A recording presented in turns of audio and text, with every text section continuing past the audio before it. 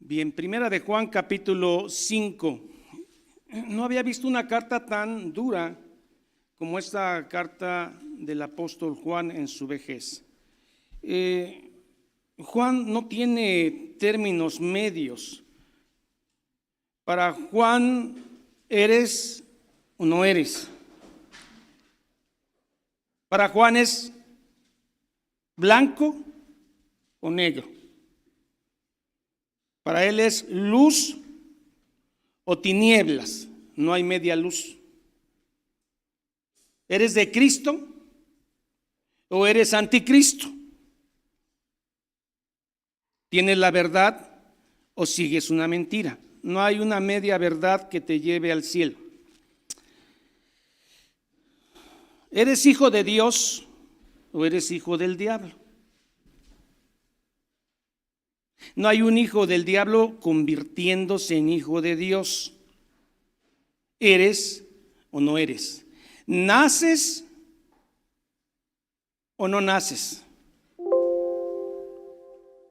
¿Tienes amor o tienes temor? Y entonces él dice que nosotros tenemos una fe que vence al mundo. Tenemos una fe en Cristo que nadie, ni el mismo diablo, nos puede arrebatar. Ni aún un mundo anticristiano que se burla del verdadero evangelio y que abraza y se hermana con la falsa iglesia cristiana. Ni eso nos vence. Bueno, ni siquiera la muerte nos puede vencer, porque Él ya venció la muerte, amados. Tenemos la fe que vence al mundo. La fe que el mundo no tiene, ni los anticristos, que por un tiempo aparentan ser creyentes o hermanos. Entonces, de las cartas más duras, Primera de Juan, hoy veremos el capítulo 5, que habla de esa fe que vence al mundo.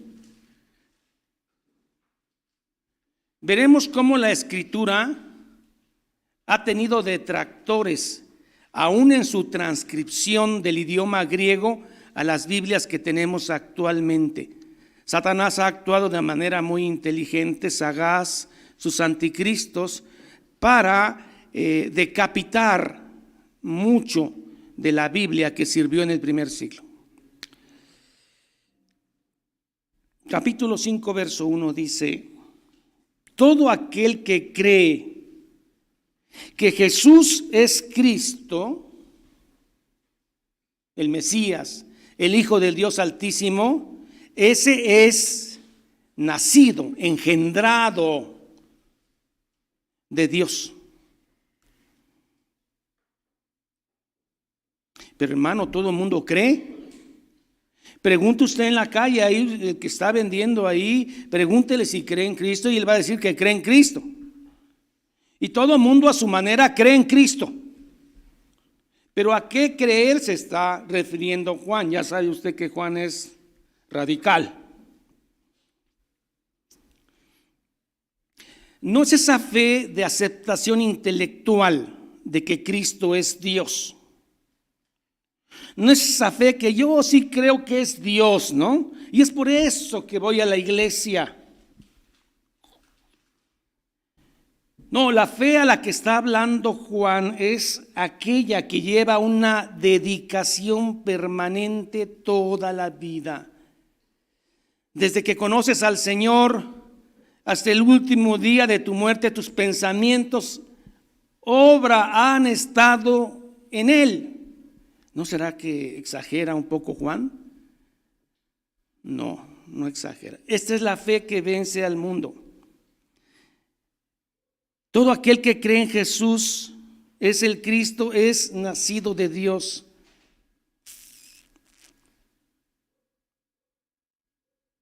Y entonces hemos venido viendo los 4 capítulos que una forma de conocer a un verdadero creyente es que ama a sus hermanos. No tanto su conocimiento intelectual, que lo debe tener en cuanto a Cristo, sino que ama a sus hermanos. Y por si fuera poco, 4 capítulos aquí está rematando con el mismo tema. Y todo aquel que ama al que engendró, el que engendra es Cristo. El que nos hace nacer es Cristo. Entonces, si tú amas a Cristo, ama también al que ha sido engendrado por Él. ¿Quiénes son los que han sido engendrados por Él? Los verdaderos creyentes. Y por eso los amamos. Y por eso nos amamos. Porque tenemos el mismo engendramiento. Y nos damos cuenta cuando aparece un anticristo y no oramos por él. Hermano, qué falta de amor. Ahorita les explico. Y no oramos por los anticristos. Hay gente tan buena, hermano, que hasta está orando por el diablo para que se convierta. Porque como Dios puede todo, puede hacer que el diablo crea, y entonces como él es más bueno que Dios, está orando para el diablo, para que se convierta, y hasta por los anticristos, pobrecitos.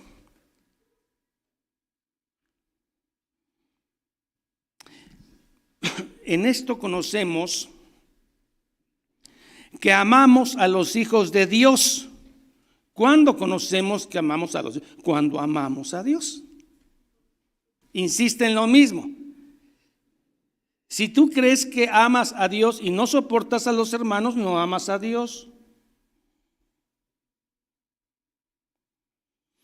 Y ahora se está prestando mucho esas iglesias en línea que te salvan de convivir con el insoportable hermano, que siempre o trae cara o está enojado y ya no. Gracias a Dios que ya está el internet y podemos tener congregaciones y comunión e intimidad con Dios a través de línea. Porque eso de soportar a los hermanos, eso sí no. Sí quiero al Señor, pero a los hermanos no. Dice Juan que eso no es posible. No es posible. Tú debes anhelar el fin de semana para volver a ver el rostro de tus hermanos, abrazarlos, porque anhelas hacerlo, no porque es un mandato.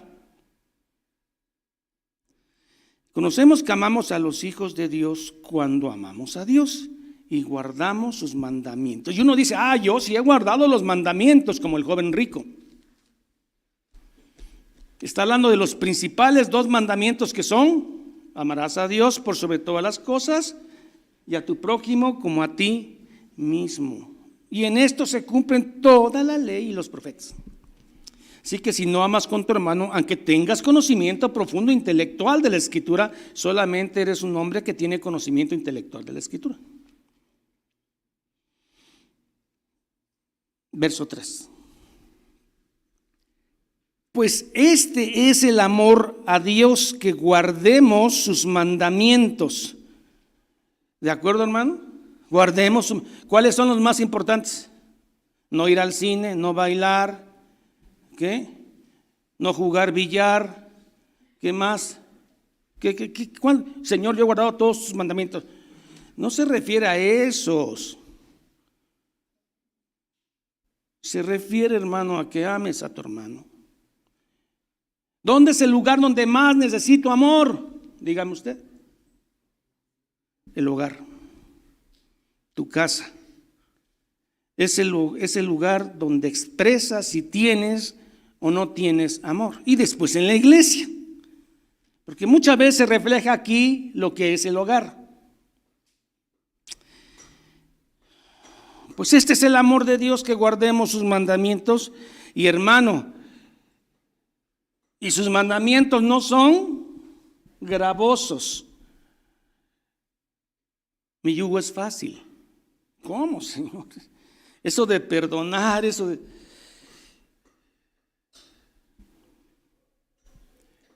Mi yugo es fácil, no son gravosos. Hermano, para un verdadero creyente, los mandamientos de Dios no son gravosos. Los mandamientos de Dios son, como dice el Salmo 1:2. ¿Qué dice el Salmo 1:2? Y luego el Salmo 119, 97. ¿Cómo es para un verdadero creyente tu ley? El Salmo 1 dice, sino que en la ley de Jehová está ¿sí se dan cuenta? Su delicia. Tengo que leer la Biblia. Y luego dejaron tarea. No, si ya tiene uno bastante acá como la Biblia. Ya bastante hay que ir a la iglesia los domingos, cumplir religiosamente. Y todavía leer la Biblia, pues para eso están los maestros, para que le enseñen, ¿no? Y uno no se canse. Dice que el verdadero creyente, para él es una delicia, no es gravoso. Y en su ley medita de día y de noche. Es que no trabaja, no, sí trabaja. Pero su mente siempre está analizando un proverbio, un salmo, un texto bíblico, porque desea conocer a su Señor. No porque nadie se lo indique, sino él desea. Cuánto amo yo tu ley, y en ella medito de día y de noche. No es solamente memorizar versículos para que vean qué tanta Biblia conocemos, no. Es porque la amamos. Salmo 119, 97. Oh, nuevamente, el salmista, cuánto amo yo tu ley. Todo el día es ella mi meditación. Hermano, ¿es exagerado? Les pregunto. ¿Están exagerando los escritores bíblicos? No, hermano. Es que si eres del Señor, amas su ley y meditas en ella. Y luego te dicen que exageras, que te obsesionas. No, no, no. La amas. La buscas, la deseas, la disfrutas. Es tu delicia y no es gravosa.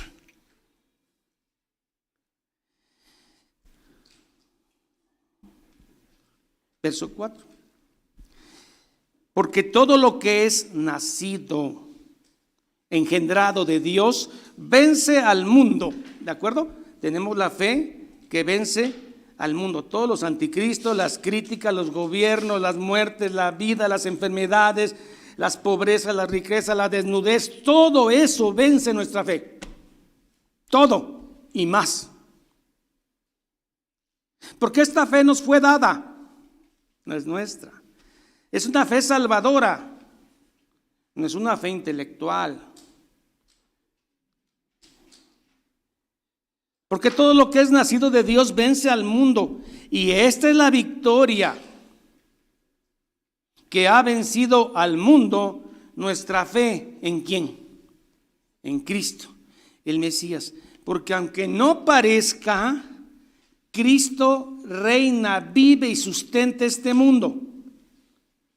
Aunque no parezca, Cristo gobierna este mundo y le va a permitir al anticristo o al sistema anticristo que haga lo que quiera hasta donde Dios le permite, como siempre ha sido. Y nosotros estamos resguardados porque Jesús ora por los que son suyos, no ora por el mundo. Ora por los que tú me diste. No oro por el mundo, oro para que los guardes del mundo.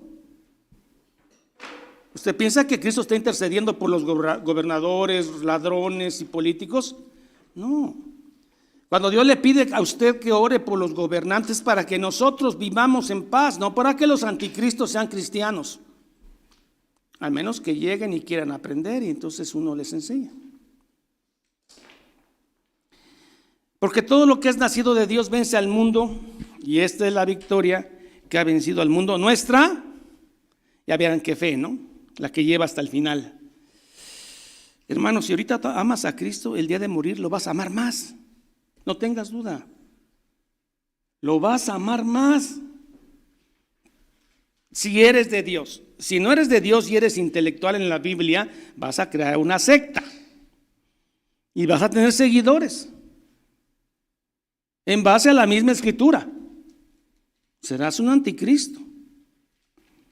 Porque no sigues, ni amas, ni respetas la doctrina apostólica. Bueno, recuerden, hermanos, que la iglesia a la cual se le envía esta carta está peleando ¿con qué?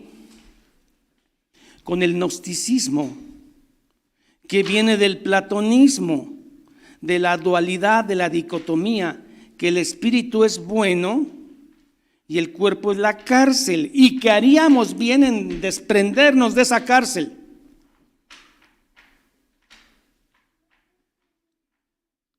Dualismo platónico. Cerinto. ¿Qué decía Cerinto? Que Cristo, Jesús, al momento del bautismo, Cristo lo posee. El Espíritu de Dios lo posee. Y antes de ir a la cruz, lo desposee. O sea que nada más vino en agua. Porque antes de morir, se sale el Espíritu de Dios de Jesús y nada más murió por agua.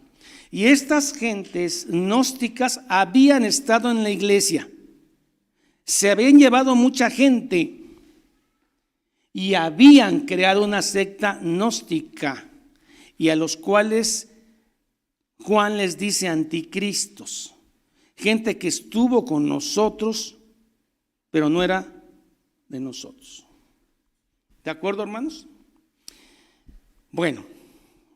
Una vez entendiendo que Cerinto dice de que a Cristo lo posee el Espíritu antes del bautismo, en el bautismo, y Cristo es dejado por el Espíritu antes de la cruz, ellos demás decían que Cristo había venido por agua.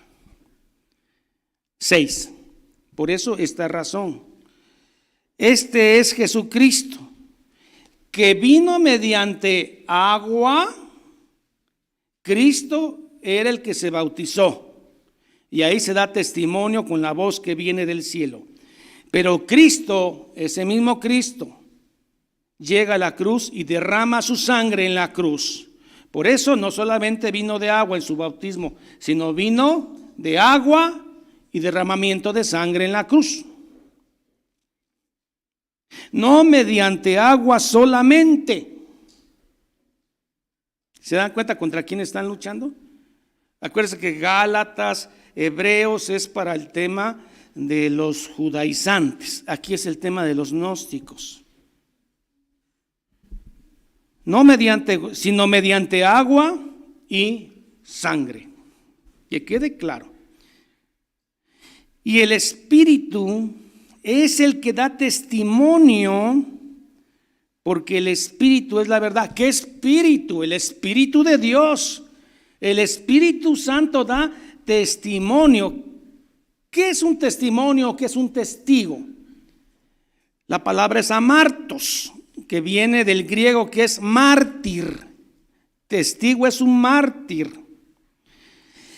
Y el Espíritu es el que da testimonio, porque el Espíritu es la verdad.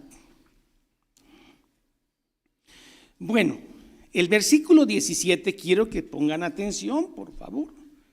He recomendado tomarse un cafecito de Oxxo antes de venir a la iglesia. No es pecado, hermano. Y lo mantiene como Cerinto, bien despierto, hermano. Es que el calor da sueño, yo entiendo, pero yo también tengo sueño, ¿no es cierto? Miren, hermanos, este verso 7 se llama la coma juanina. ¿Por qué se le llama la coma juanina? Porque dicen aquellos que se supone que saben de Biblia o que sabían de Biblia en el siglo XIX, que esto fue agregado, que este versículo no está en los originales, y eso es una gran y absoluta mentira. Usted verá que todas las versiones de las Biblias nuevas atacan versículos trinitarios. Primera de Timoteo 3:16, luego que Cristo no vino en carne, y luego esto fue algo agregado. Estas Biblias nuevas versiones se basan, quiero explicar esto.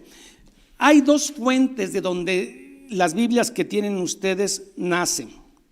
Una es el texto mayoritario, que después se convierte en el Textus Receptus, que es el texto mayoritario, más de 6,000, 7,000 escritos que avalan, la mayoría de ellos, que este texto está en los originales.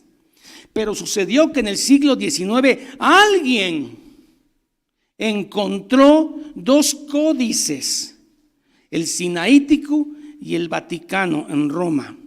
Y la gente, los doctos, dijeron que esos dos códices, Sinaítico y Vaticano, son los más antiguos que el mundo conozca en este tiempo. Y eso es una mentira absoluta.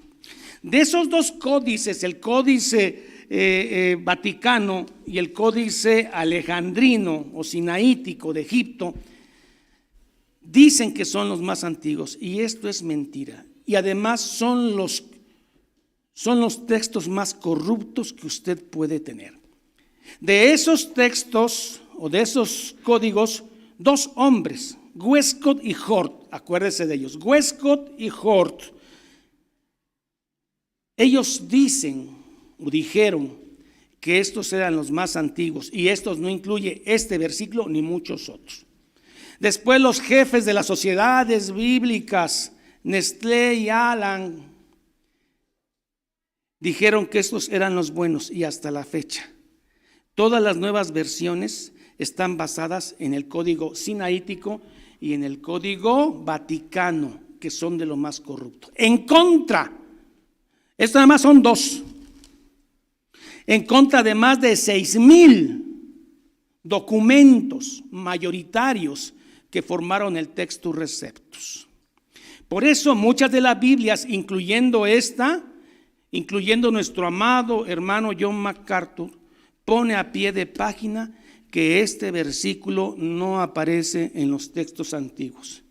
Entiendo que él fue formado en una generación de seminaristas donde dieron por bueno lo que Westcott y Hort dijo y Nestlé Allen. Pero haciendo un estudio más serio, esto sí está en los textos mayoritarios, más de 6,000. Usted dice si cree. ¿Y por qué? ¿Por qué estos textos? Sobre todo este texto que es tan claro en cuanto a la Trinidad. Pues todo lo que ataque a la Trinidad fue decapitado en estos códices que son recientes. Por eso, cuando usted últimamente platica con un testigo de Jehová, él lo va a llevar a esto, que el que inventó esto fue Erasmo de Rotterdam, poco antes de Lutero. Y dice que Erasmo de Rotterdam inventó todo esto, como por ejemplo este versículo. Que realmente los verdaderos son el código sinaítico y el código vaticano, que forman el texto crítico.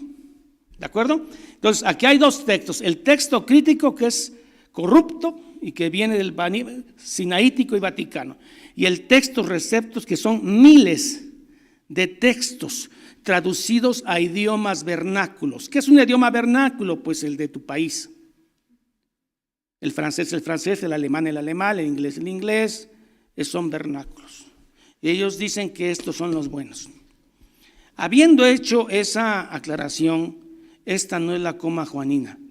Esto está dentro de los escritos más mayoritarios y antiguos. ¿De acuerdo?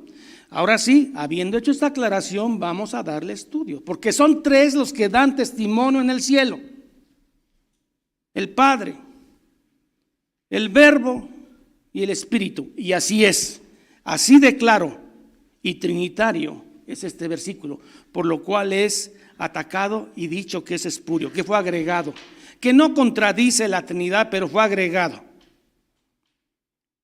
Tres, así de claro, ¿lo leemos? Porque tres son los que dan testimonio en el cielo: el Padre, el Verbo y el Espíritu Santo. Y estos tres son uno. Bueno, está muy clara la Trinidad. No, pero este versículo no estaba en el original. Así de fácil. lo atacaron. Esto está más claro. Y también son 3 los que dan testimonio, son testigos en la tierra: el Espíritu de Dios, el agua en el bautismo y la sangre en el derramamiento en la cruz. ¿De acuerdo? Investiguen esto en internet, coma Juanina, así, coma Juanina, hay una de estudios de estos.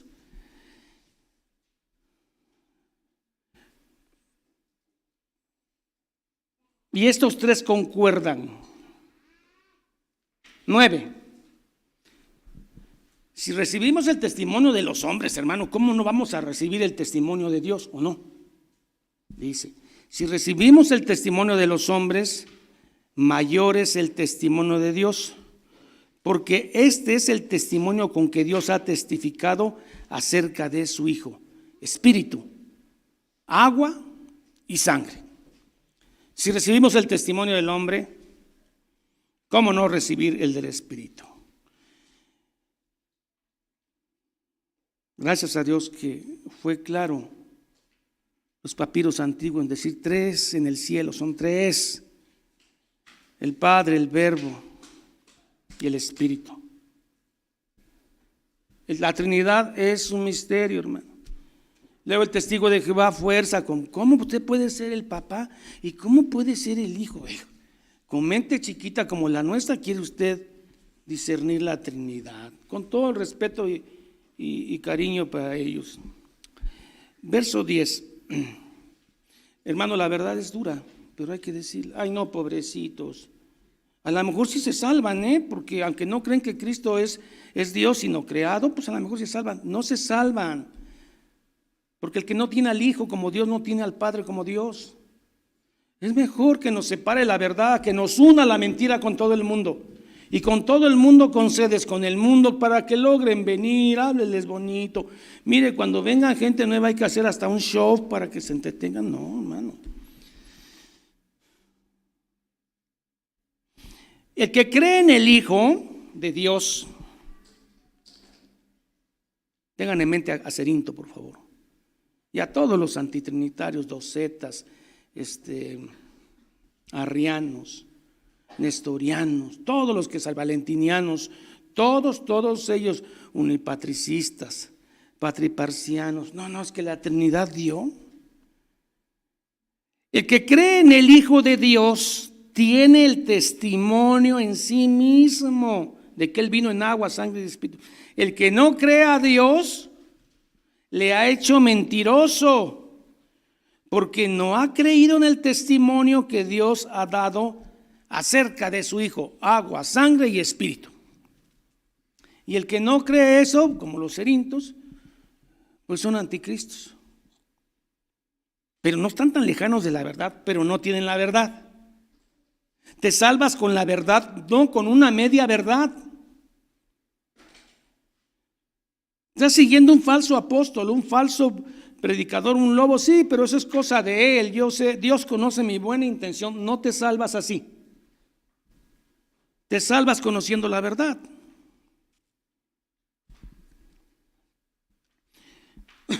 Bien, 11. Y este es el testimonio, 2 puntos. Y este es el testimonio, 2 puntos. ¿Cuál? Que Dios nos ha dado vida eterna. Hermanos, vida eterna viene del griego, son 2 palabras, es tensoen, T-E-N, Z-O-E-N, tensoen, vida eterna, ¿de acuerdo? Y cuando nada más dice vida es soen. Cuando es vida eterna es ¿qué? Tensoen. Y cuando solamente es vida es soen con Z. Mire, y este es el testimonio que Dios nos ha dado, tensoen. ¿De acuerdo? Y esta vida, ¿por qué cree que ya no puede vida eterna? Porque le antecede vida eterna y esa es la que está dominando el texto. A ver, voy de nuevo. ¿Tiene vida eterna? Sí. Entonces, ¿para qué vuelvo a poner vida eterna si ya lo que está mandando es el texto anterior? ¿Se entiende? sino el que tiene vida eterna, y esta vida eterna es no. Y este es el testimonio que Dios nos ha dado, vida eterna. Y el que tiene esta vida eterna, obvio, está en su Hijo. Entonces, ¿quiénes tienen vida eterna? Los verdaderos creyentes. ¿Cuándo la adquieren la vida eterna? Cuando nacen de nuevo en su conversión. No es que van adquiriendo la vida eterna a través de los años, ¿no? Echándole ganas y usted adquiere vida eterna. No. Usted posicionalmente tiene vida eterna cuando ha creído que Cristo es Dios. ¿Ahí estamos bien? Bueno, nos ha dado vida eterna y esta vida está en su Hijo. Verso 12. El que tiene al Hijo tiene la vida. ¿Cómo le cae este versículo a los testigos de Jehová?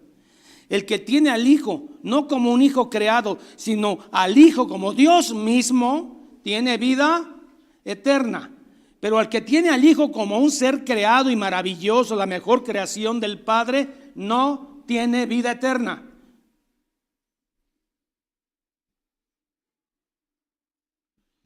El que tiene al Hijo, que es Dios, tiene la vida. El que no tiene al Hijo de Dios, no tiene la vida.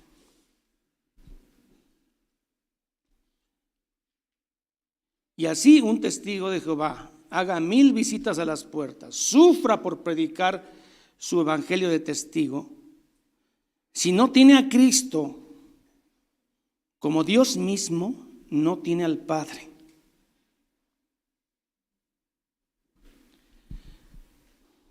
Seguimos, hermanos. Verso 13. Estas cosas os he escrito a vosotros. ¿Cuáles cosas? Toda la carta. Toda la carta. Estas cosas os he escrito a vosotros, los hijos de Dios, los verdaderos creyentes, los hermanos, que creéis en el nombre del Hijo de Dios, o sea que es Dios.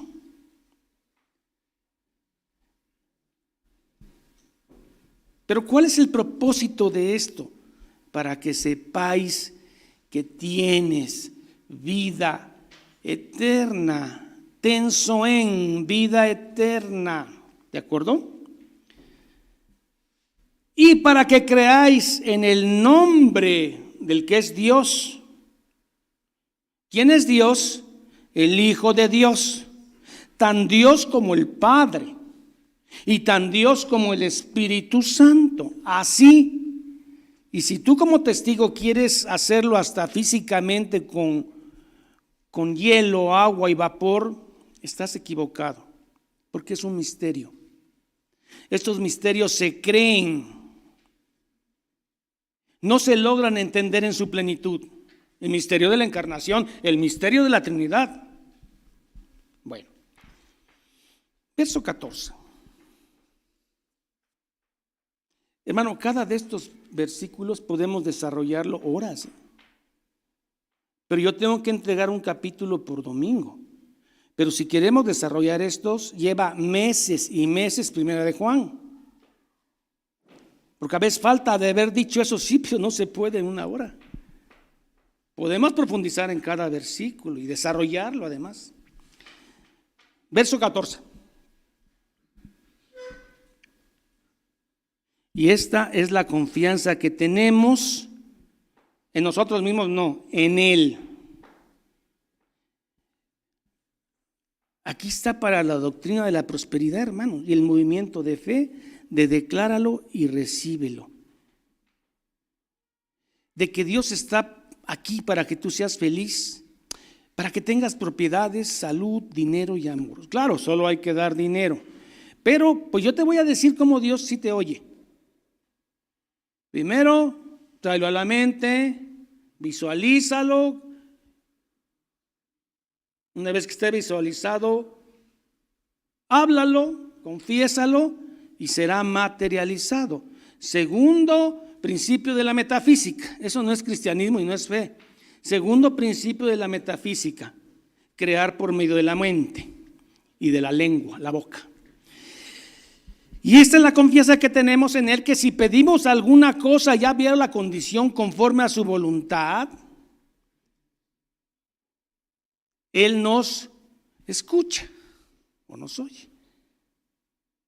Pero, ¿cómo sé que Él nos oye? Cuando pedimos conforme a su voluntad. Apenas acabo de ver un video no lo he podido creer, hermano, un pastor ahí en Estados Unidos, joven el pastor, regañando a la congregación porque el día de su cumpleaños solo recibió regalos baratos. No recibió regalos caros, y ahí se pone a decir cuáles son las marcas caras, las cuales él, como siervo de Dios, debe de recibir. Y la gente ahí apenada, dolida por no haber regalado cosas caras a un siervo de Dios,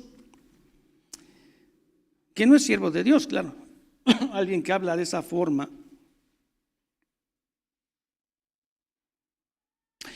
Y si sabemos que Él nos oye en cualquier cosa que pidamos, sabemos que tenemos las peticiones que le hayamos hecho, o sea que vamos a obtener. Entonces, si este versículo te lo ponen aislado de todo el contexto de la carta y del capítulo, dices, pues hay que pedir. Pastor, ¿por qué no se me concedió lo que pedí, el carro último modelo importado? Te faltó fe. Te faltó fe. Es más, yo te voy a enseñar cómo tienes que sembrar. Pedís un carro, ¿y qué sembraste? No, pues nada, no tenés, pues quiero un carro. Pues siembra un carro. ¿En dónde lo siembra? Aquí conmigo. La fórmula es sencilla. No es complicada. Como yo represento a Dios, entonces es aquí donde tienes que dejar. Estoy hablando con ironía, hermano, después no saquen de contexto esto. Y allí están, diciendo amén. Y si sabemos que Él nos oye, ya vimos cuál es la condición, es pedirse según su. ¿Y cuál es su voluntad? Que nos amemos. Que amemos a Dios y que nos amemos. Esa es su voluntad de Él, la principal. La de todas las reglas está por arriba de cualquier regla y mandamiento. Bueno, vamos a entrar al versículo difícil. Ponemos la diapositiva, hermano. Verso 16. Hay pecados que son de muerte y pecados que no son de muerte. Hay pecados veniales y mortales. Hermano, yo quiero saber cuál es ese pecado de muerte para no cometerlo. De esa manera, pues con cierta libertad puedo cometer otros pecados, pero menos ese. Hay que orar por los hermanos, por todos. ¿O no hay? ¿Por qué dice que no hay que orar por algunos? ¿Cuál es ese pecado de muerte, hermanos?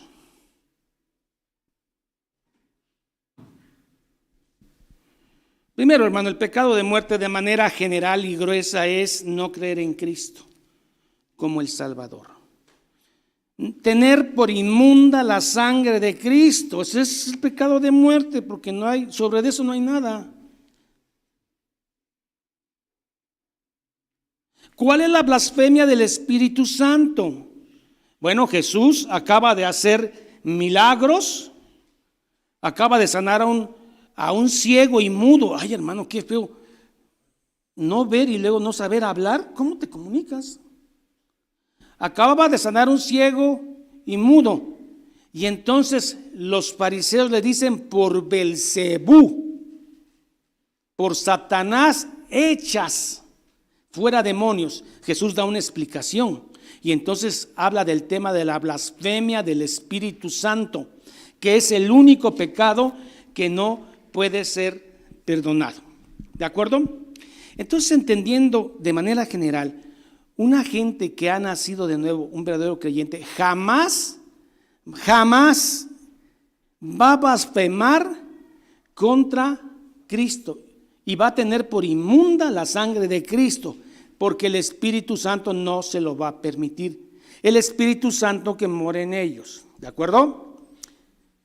Ahora, ¿quién sí va a blasfemar contra el Espíritu Santo y va a tener por inmunda la sangre de Cristo. El falso hermano.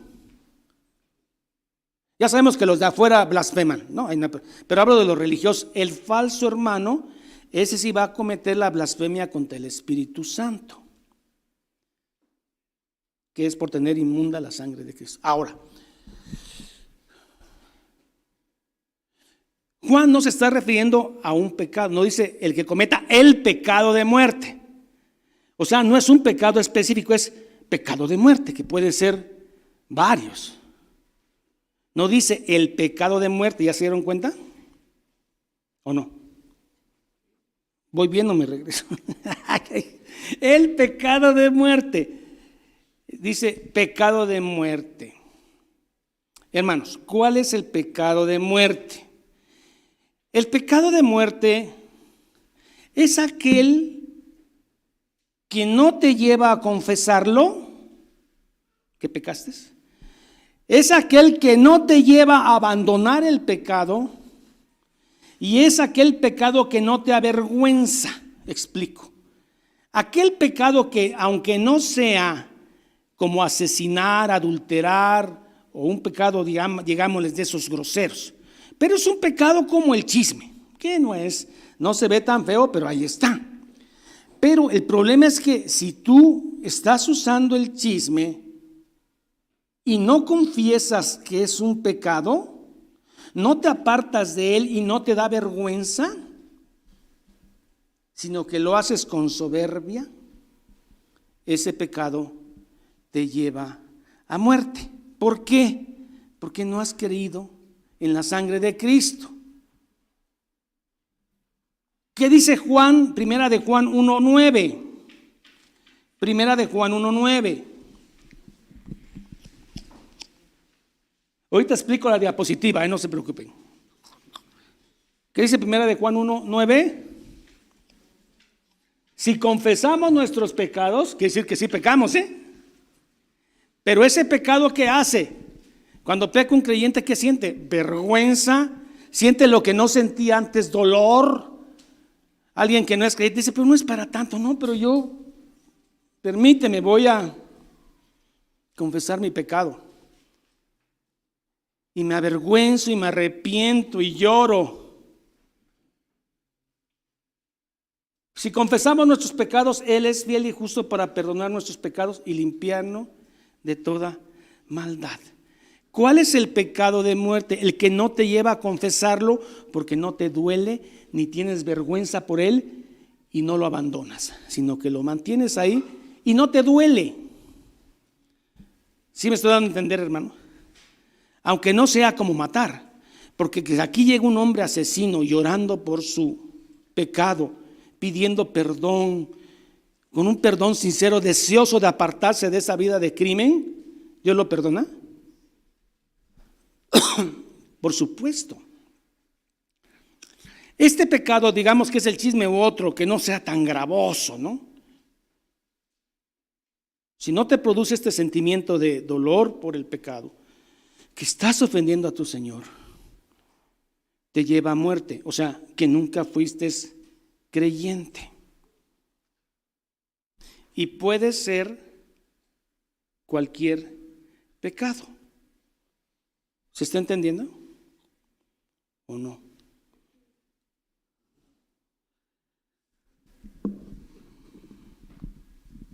Ahora vamos a leer la diapositiva, ¿de acuerdo?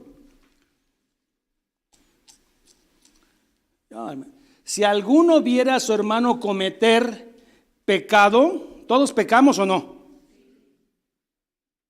La palabra aquí en hermano es que a veces no sabemos que alguien que está en la iglesia sea hermano o más adelante se convierte en un falso y es finalmente un anticristo.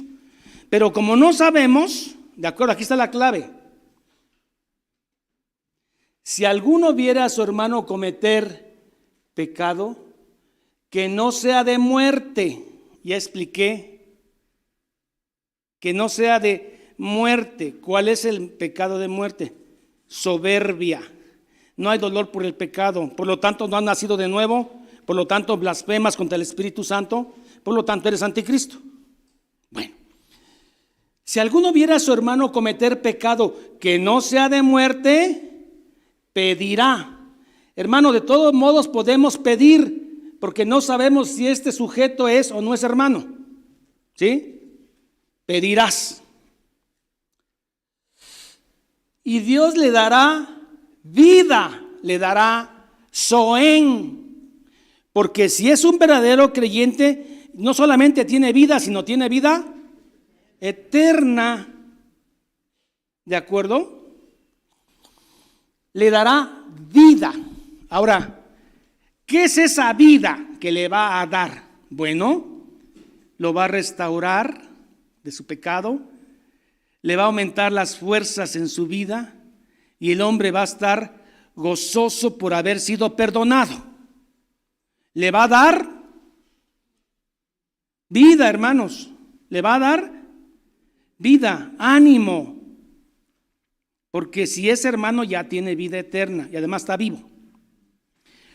Porque puede ser, hermano, que si alguien es cristiano y está pecando y realmente es un cristiano, pueden suceder dos cosas.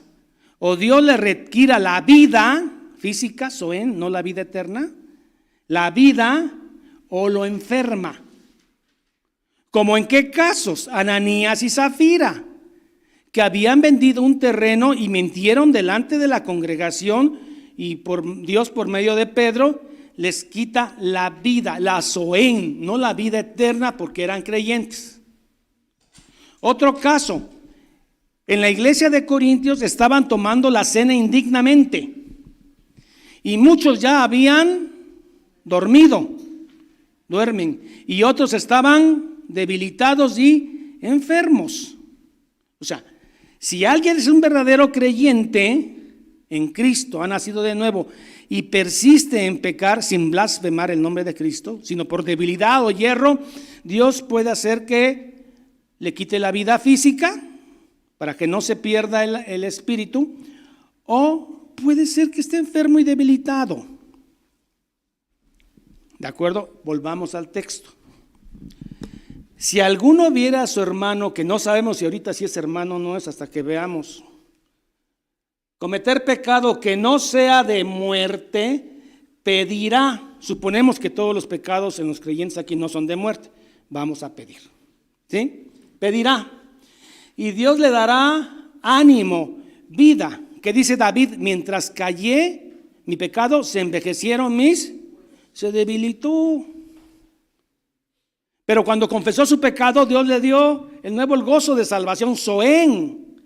No ten zoén, porque ten zoén es vida eterna y David era un escogido. Así no Saúl. ¿De acuerdo? Bueno, este es el texto de los más difíciles, y además hay varias posturas en cuanto a esto. No es fácil el texto, hermano. Ahí vamos. Y Dios le dará zoén, ánimo, confort.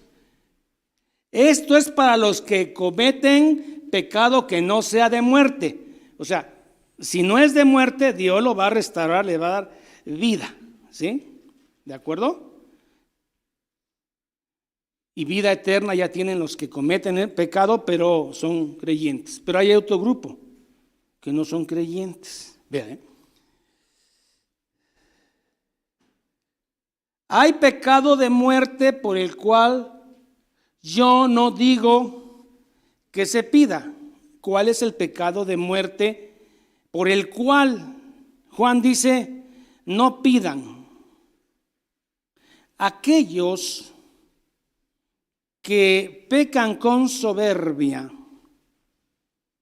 que no son creyentes, que blasfeman contra el Espíritu Santo, que tienen por inmunda la sangre de Cristo, y como en el Juan en capítulo 1 dice, eran de nosotros, pero salieron de nosotros, se fueron y crearon sectas gnósticas, anticristianas, por los cuales yo digo, no se pida por esos que son francos anticristianos, anticristos.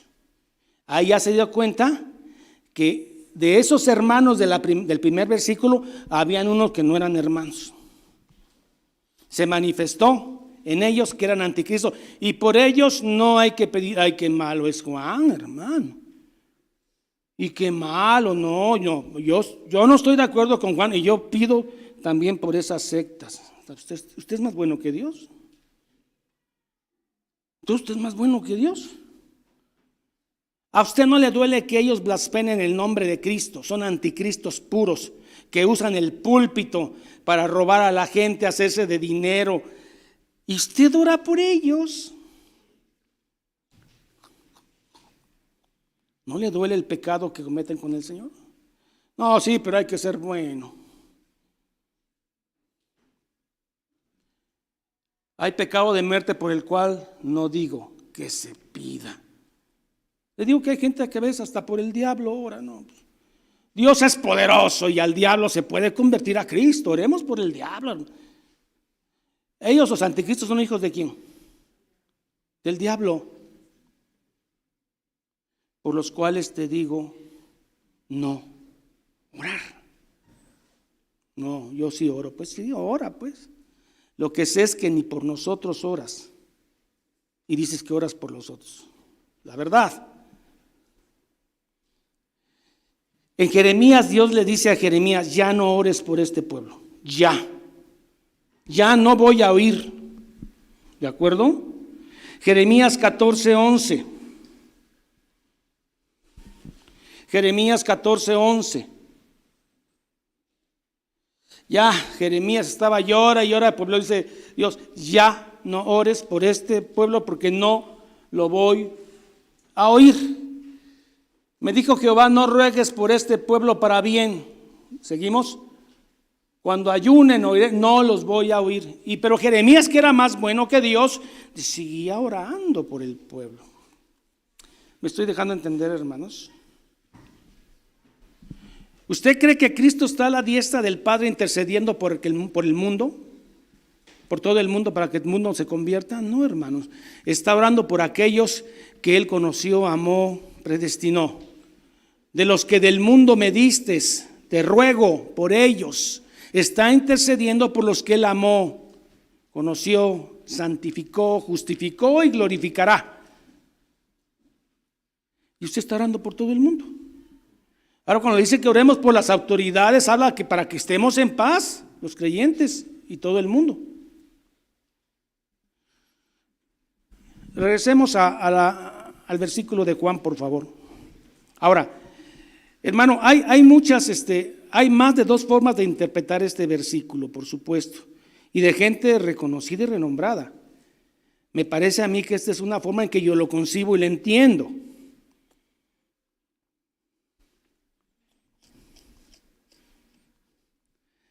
Por ejemplo, vayamos a Hebreos 10:26. Hebreos 10:26.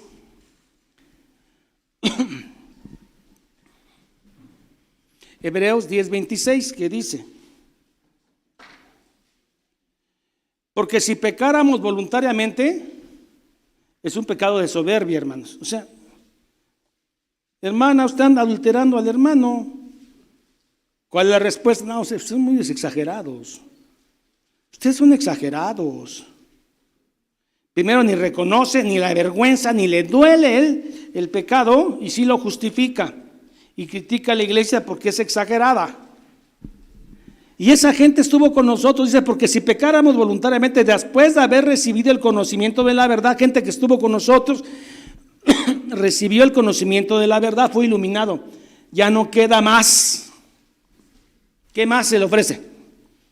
Si estuvo con nosotros, cantó con nosotros, leyó Biblia con nosotros y ahora forma parte de una secta, ¿qué más hay para él? Yo digo, no oren por ellos, dice Juan. No lo prohíbe, pero no te anima a orar. Hebreos 6:4.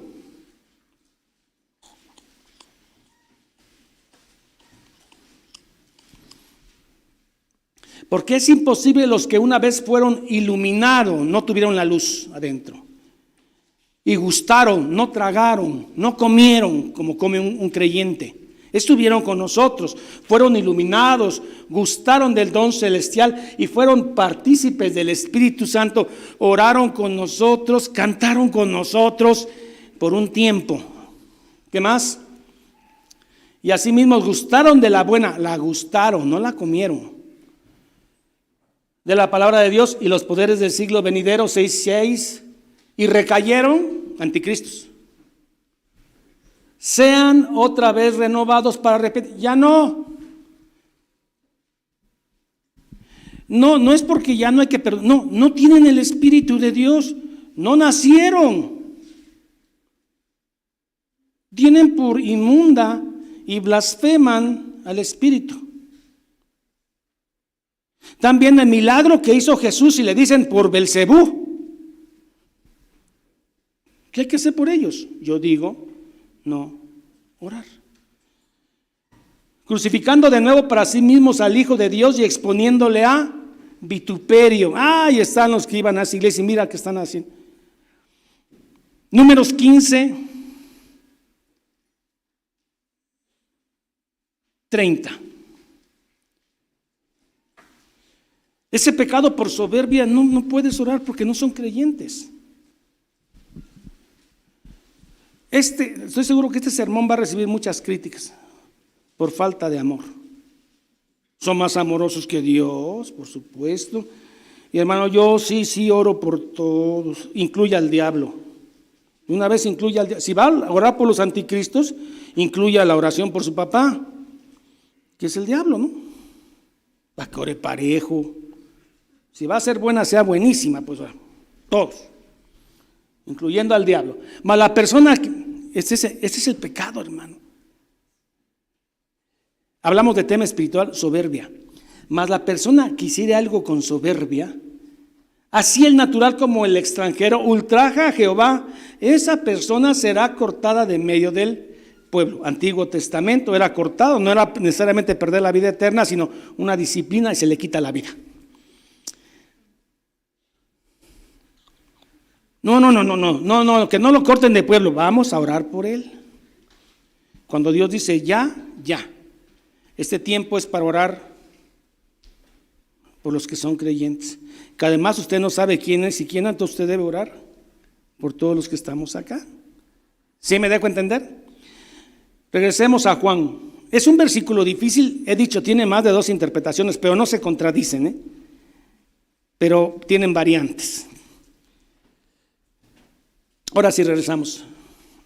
Ahora sí lo va a entender mejor, hermano. Si alguno viera a su hermano, a lo mejor hay uno que no es hermano, cometer pecado que no sea de muerte, entendemos que somos hermanos y no van a persistir en el pecado, y además sí se van a arrepentir, van a llorar, orar y pedir perdón porque han pecado. Pedirá a Dios y Dios le restaurará, le dará vida, ánimos, los va a reconfortar. No es que le da vida eterna porque si es cristiano ya la tiene. Esto es para los que cometen pecado que no sea de muerte. Pero aquí ya está el grupo anticristo. A partir de aquí empieza el grupo anticristo. Hay pecado de muerte por el cual yo digo que no se pida. Es todo ese que ya mencioné: soberbia, blasfemia, no haber nacido, tener por inmunda la sangre de Cristo. Todo pecado, por sencillo que sea, pero que no te lleve al arrepentimiento, que no te duele. No, pues todos pecan, hermano. Ustedes exageran. No es para tanto. Dios nos ama a todos. Hermano, la comunidad homosexual debe entrar, hay que amarlos. Hay que amarlos porque Dios es amor. Pero blasfeman contra Dios, no importa, Dios los ama. Basta de ese evangelio, hermano, no es evangelio. Basta ya.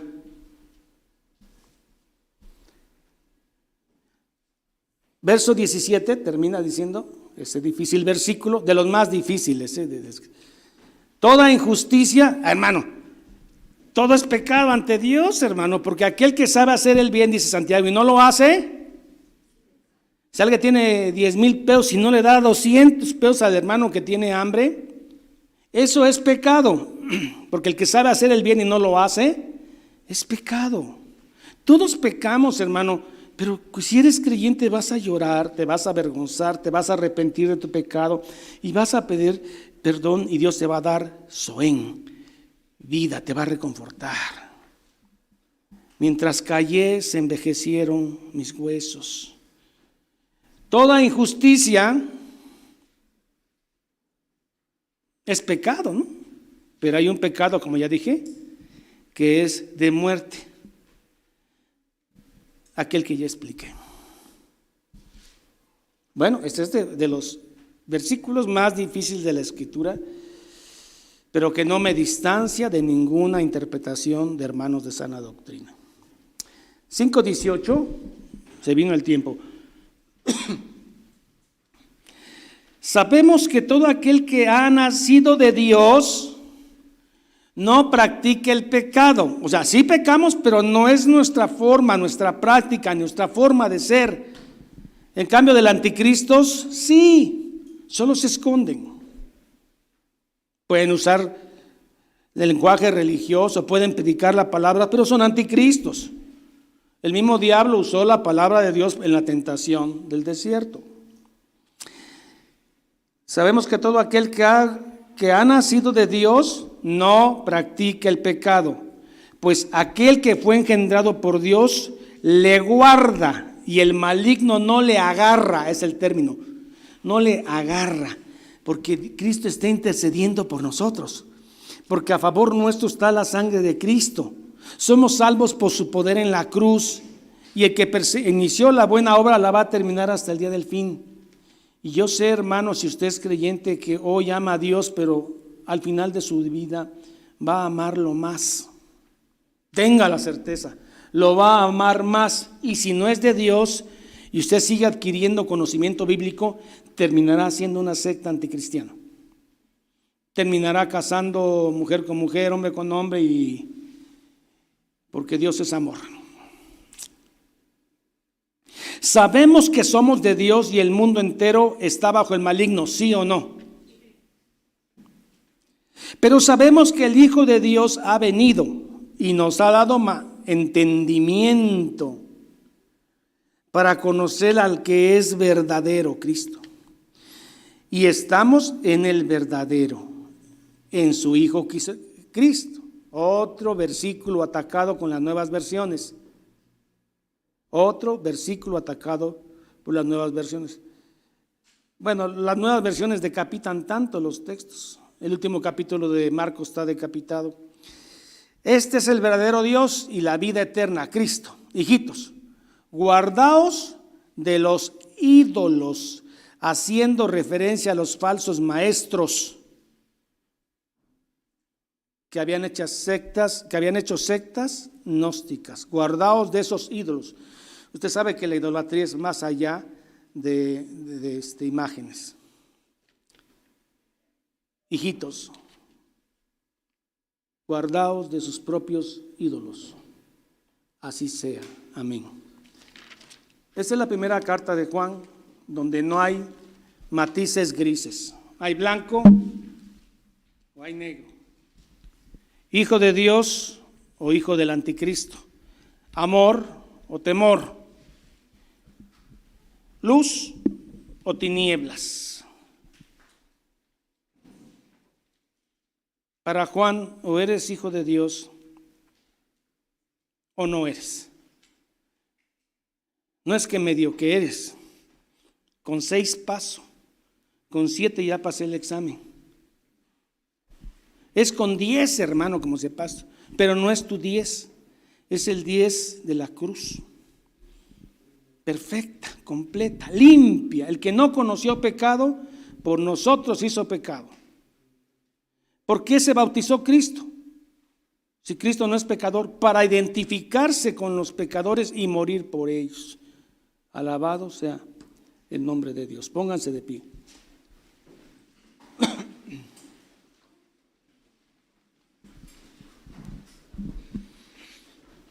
Bien, hermanos, hemos terminado primera carta de Juan por la gracia de Dios.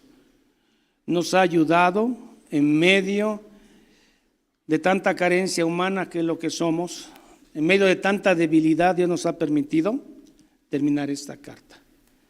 Estoy muy agradecido y creo que la iglesia muy agradecida que Dios nos haya permitido leer su palabra,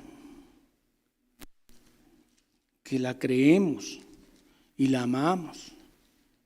Y queremos más de Él, todo lo que resta de este año. Vamos a seguir con las 2 cartas juaninas que son cortas, y Dios va a decir si entramos a Marcos, que es el evangelio más atacado ahorita. Y que Dios nos ayude, hermanos. Oremos. Padre, en el nombre bendito de Jesús, Señor de señores y Rey de reyes. Padre, la carta de Juan ha sido tan radical, blanco o negro, pero sabemos que toda la palabra que Juan escribió en su vejez está inspirada, respirada, expirada por ti. Creemos en ella. Creemos, Señor, que hemos nacido de nuevo y jamás cometeremos ese pecado de muerte, sencillamente porque te amamos, por ese amor que tú has puesto en nosotros para contigo. Por eso sabemos que esta iglesia está segura, guardada con la sangre de Cristo, con el poder de la cruz. Estamos felices, Señor, de que en medio de nuestros pecados nos arrepentimos, lloramos, nos avergonzamos, lo confesamos y oramos por otros hermanos para que no sean tentados más allá de su fe. Gracias por esa seguridad que nos das. Oramos siempre en el nombre del Padre, del Hijo y del Espíritu Santo. Amén. Bien, hermanos de la red, que el Señor les bendiga. Compartan estos estudios, predicaciones, estudios. Es su responsabilidad hacerlo en medio de un mundo que a todo le dice amén y a toda herejía la acepta. No tienen el Espíritu de Cristo. Entonces, es su responsabilidad compartir estos sermones. Bien, vamos a despedirnos con las bendiciones ya conocidas, la bendición arónica que dice así: Jehová te bendiga y tenga de ti misericordia. Jehová alce sobre ti su rostro y ponga en ti paz. Corintios dice así: la gracia del Señor Jesucristo, el amor de Dios y la comunión del Espíritu Santo sean con todos vosotros. Y el pueblo dice amén. Hermanos, que el Señor les bendiga. El próximo domingo, si Dios lo permite, a la misma hora, segunda carta de Juan. Hasta entonces, hermanos, que el Señor les bendiga.